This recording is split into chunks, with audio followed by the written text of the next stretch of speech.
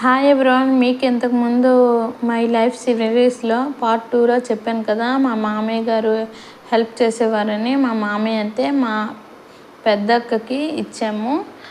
So నేను మామయ్య అంటాను, బావ అవుతారులే. అయితే ఆ మామయ్య పొలం చూసుకుంటూ ఇలా షాప్కి సామాన్ కూడా తెచ్చేవారు. సో కొంచెం హెల్ప్ అయింది మాకు చాలా వరకు. నేను ఏవేవి సామాను షాప్లో వాంటింగ్ అయితే అవన్నీ నేను రాసిస్తే మా మామయ్య తెచ్చేవారు. ఇలా కొన్ని రోజుల దగ్గర అయితే నేను సైకిల్ మీద వెళ్ళి తెచ్చేసేదాను. మా నాన్న 3 months చాలా బాధపడ్డారు.